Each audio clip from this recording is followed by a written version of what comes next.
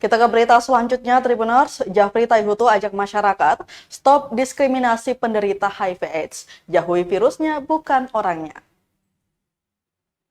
Ketua Komisi 1 DPRD Kota Ambon, Jafri Taihutu, mengajak warga agar tidak memberikan perlakuan diskriminasi terhadap penderita HIV/AIDS. Menurutnya, para penderita HIV/AIDS harusnya dijadikan sebagai lini sektor sebagai upaya penuntasan penyakit dimaksud.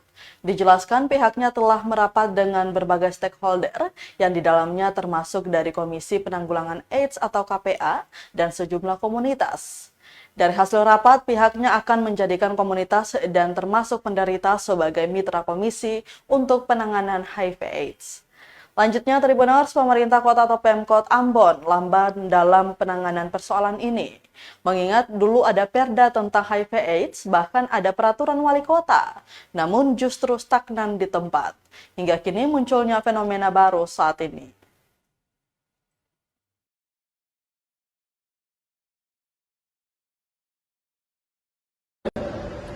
Fokus kita untuk HIV/AIDS ini kan hanya bicara soal bagaimana pencegahan dan pemberantasan. Tapi kita itu tidak banyak bicara tentang apa stigmatisasi dan yang namanya kriminalitas, diskriminasi. Kadang-kadang masyarakat mendiskriminasi, bahkan kita lupa dari bicara soal pemberantasan, ya kan?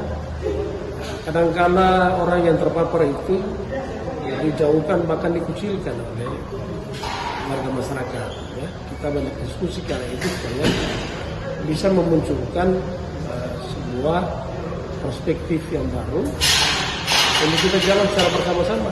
Karena selama ini kan kita sebetulnya lamban karena dulu kan ada piora.